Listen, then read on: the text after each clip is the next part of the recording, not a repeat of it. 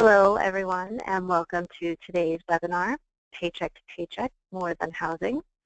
My name is Janet Viveros, and I am the Acting Director of Research at the National Housing Conference.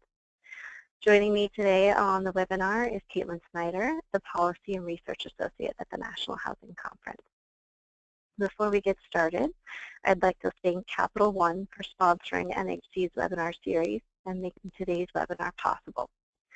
Any opinions and errors, however, are ours alone.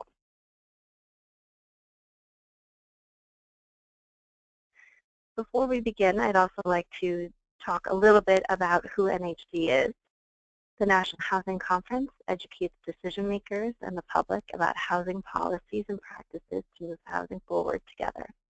NHC convenes and collaborates with our diverse membership and the broader housing and community development sectors to advance our policy, research, and communications initiatives to affect positive change at the state, federal, and local levels. Also, NHC convenes several events throughout the year. Coming up next is NHC's Budget Forum on March 30th, where we will look at the White House's budget and analyze the issues related to housing, as well as strategies for protecting effective programs and messaging and framing around these issues. In April, on the 27th and 28th, NHC will be convening the Solutions for Housing Communications in Minneapolis, Minnesota. There we will gather housers and other practitioners engaged in communications efforts to talk about effective strategies for messaging and communications that will resonate with policymakers, the public, and other key stakeholders. On June 8th, in Washington, D.C., NHC will be hosting our annual gala to celebrate the good work of housing practitioners around the country. And on June 9th, in Washington, D.C., NHC will host our policy symposium, where we take a deep dive on key federal housing policies and strategies for promoting affordable housing. You can find more information on all of these events on our website, www.nhc.org.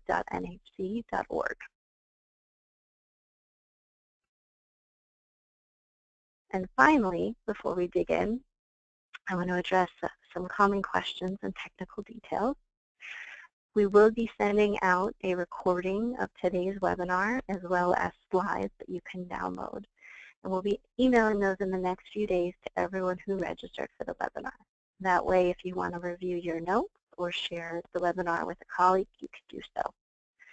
We will also be fielding questions at the end of today's webinar. And you can submit those questions at any time via the questions box in your GoToWebinar module. You can see an image on the right of the screen that outlines this questions box. And we will answer those questions at the end of our presentation. And finally, in case you encounter any technical difficulties, you can use the help menu or visit support.citrixonline.com for additional assistance. So now let's get started with our webinar. We're going to start with an overview of NHC's Paycheck to Paycheck data tool, which we update and release annually. And then we will move on, and I will hand the webinar over to Caitlin Snyder, who will talk about our findings from our recent brief, Paycheck to Paycheck More Than Housing, which will take some of the data from Paycheck to Paycheck and put it into context with other household spending to really talk about how affordable housing challenges impact families on a more comprehensive scale. So starting with the Paycheck to Paycheck tool. This data tool actually creates graphs that help you compare wages and housing costs in 210 metro areas as well as the nation as a whole. And we do this by including data on median incomes for workers in 81 occupations and using median home prices and fair market rents in 210 metro areas. And using this information, we calculate the income that a household needs to actually affordably buy or rent a typical home. And this can offer a more nuanced picture of affordable housing challenges at the metropolitan level by looking at how different wages mean different levels of challenge when it comes to affordable housing.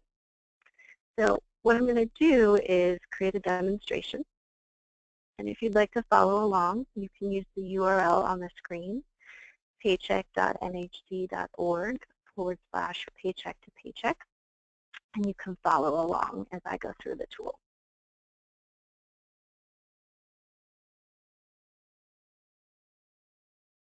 So what I'm going to do is pull up the tool on the screen. You should be able to see it right now.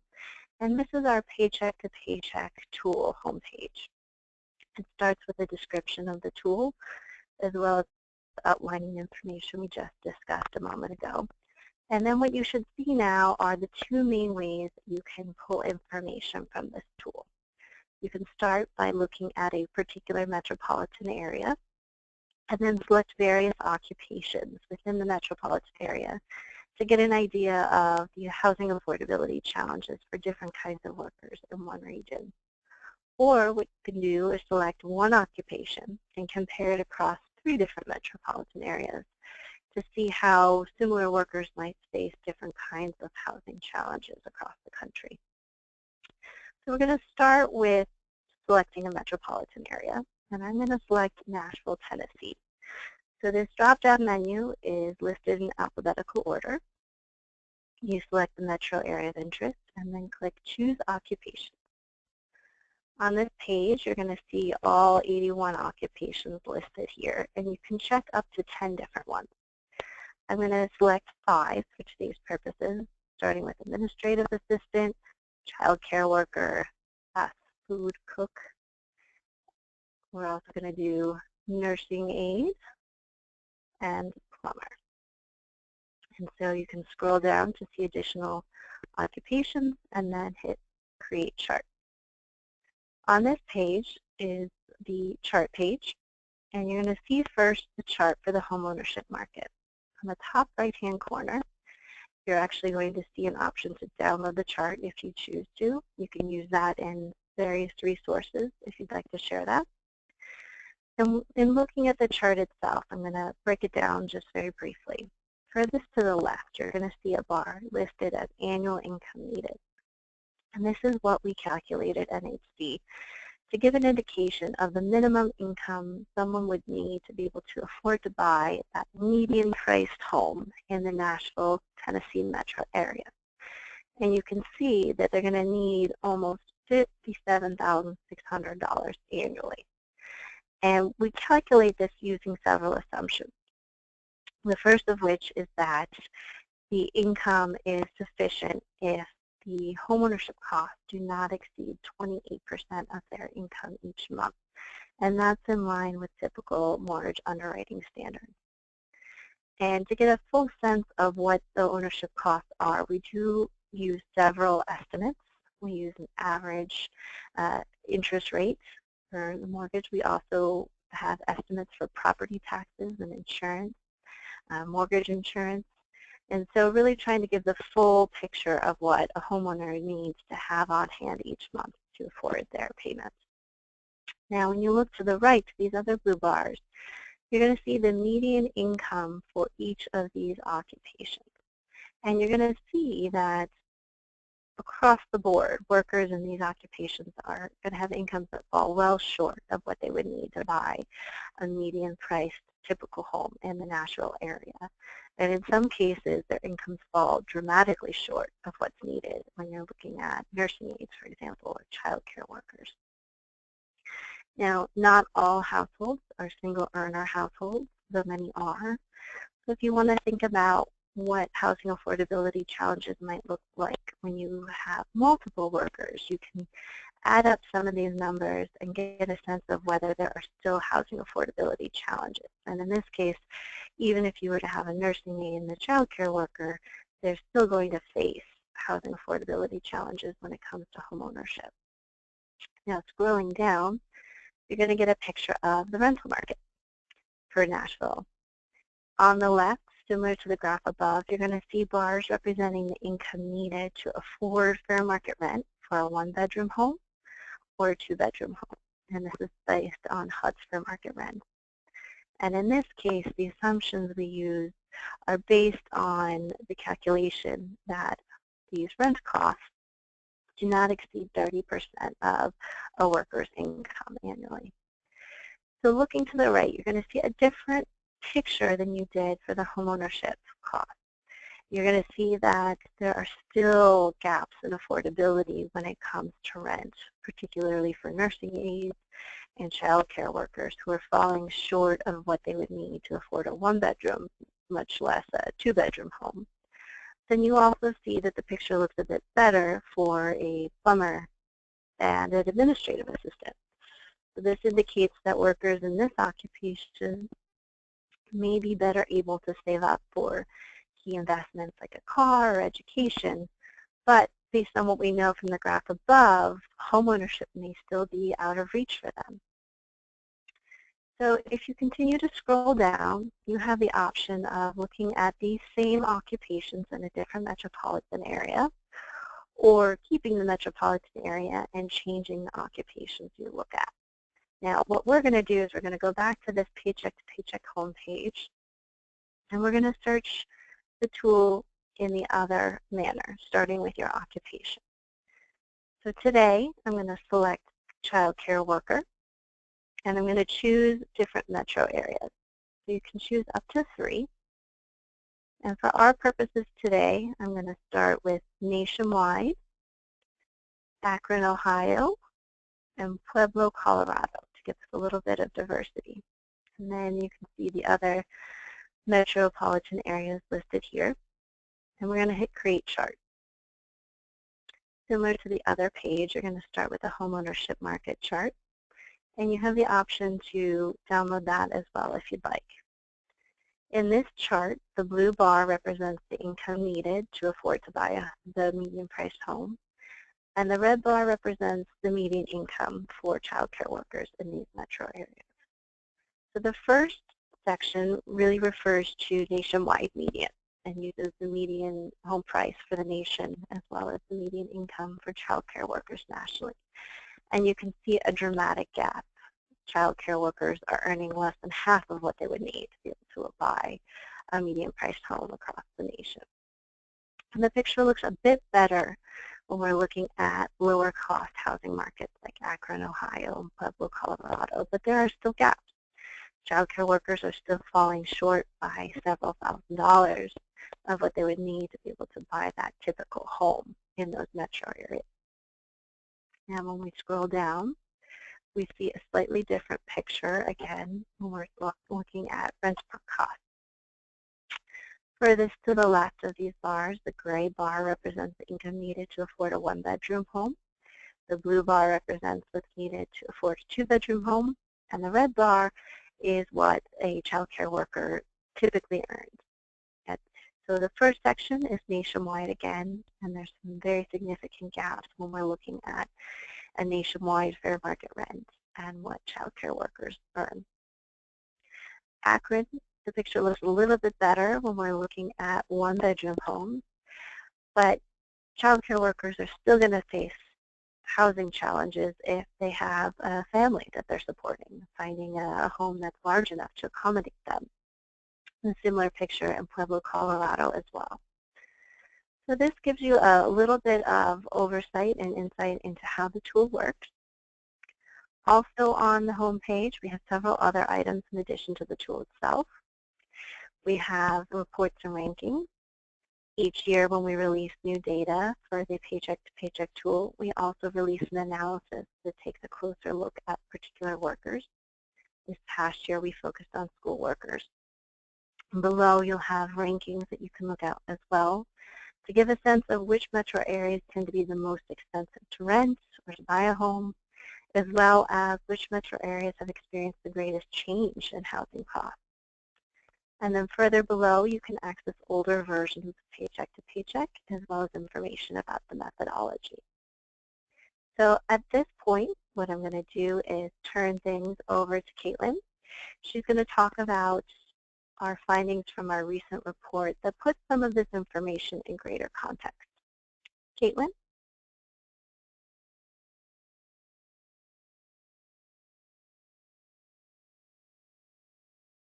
Caitlin, are you with us?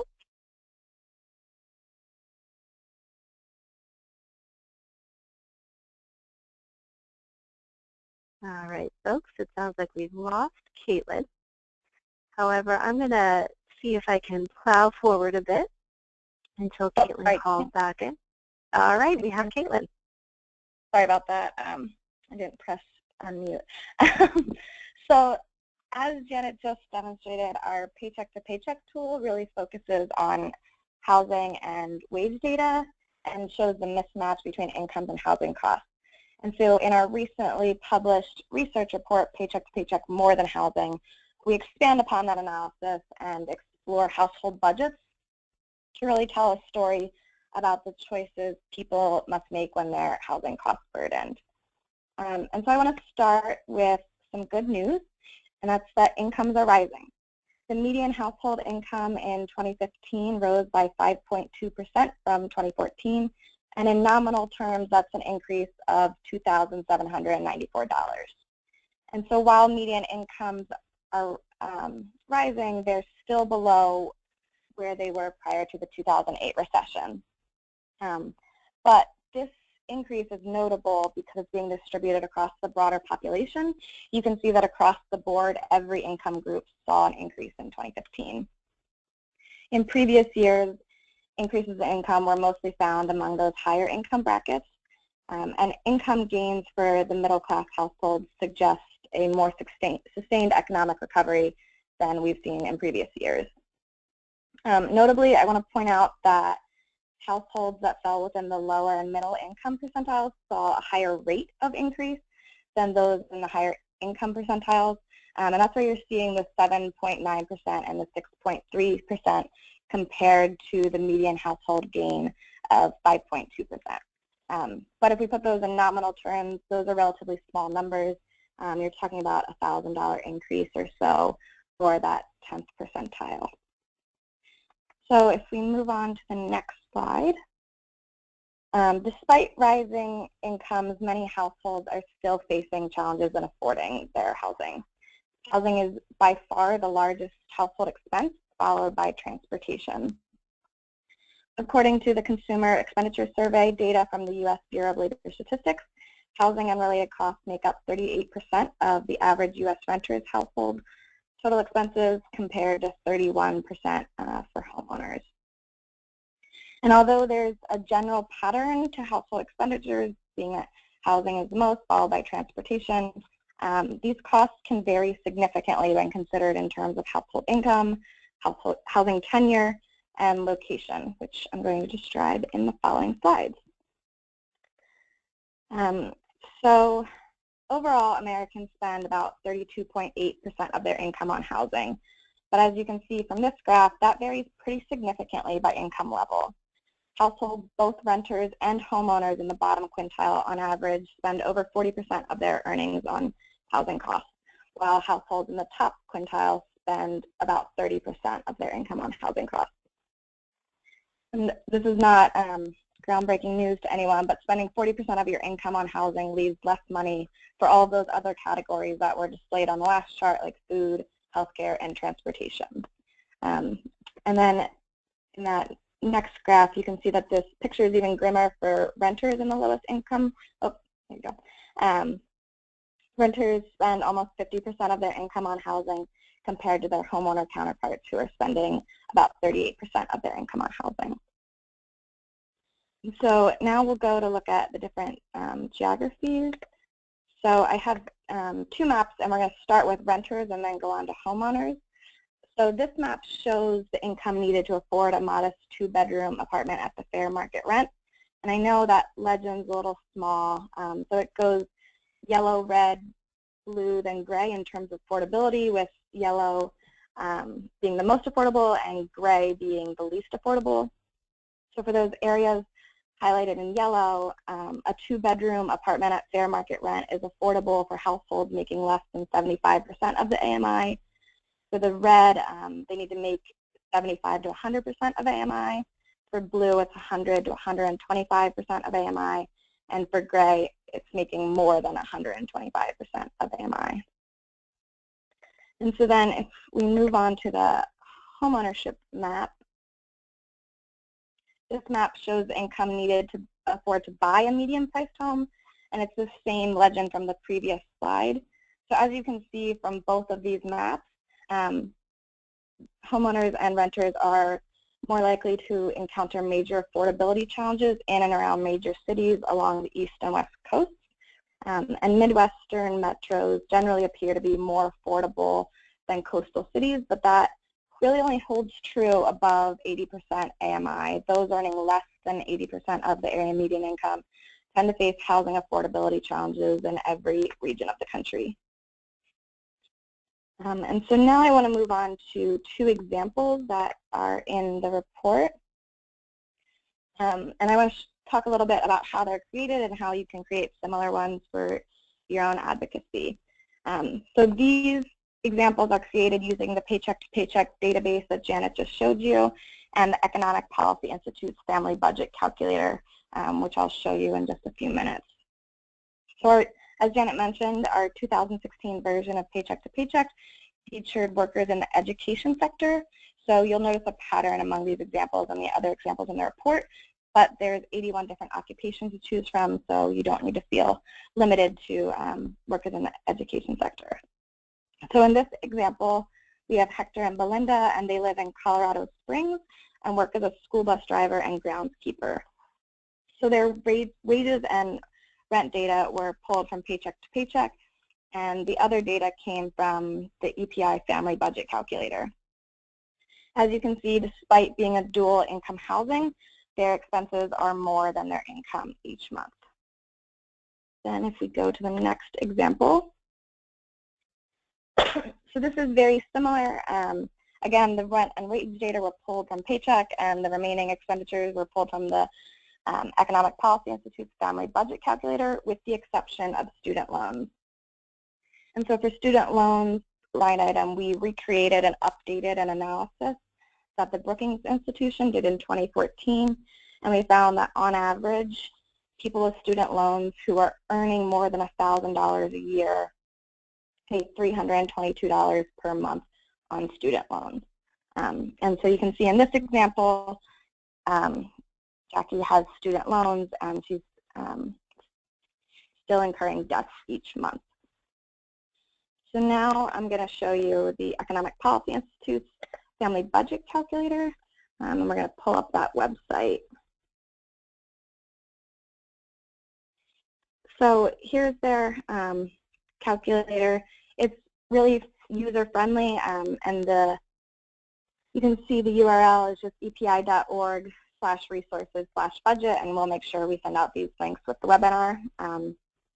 So one thing I want to mention is that for Paycheck to Paycheck, all of our analysis is done on the metro area.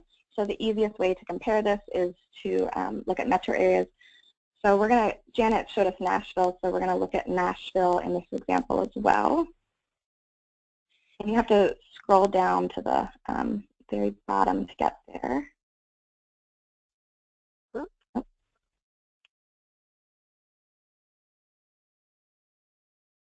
Apologies, folks, for my technical difficulties.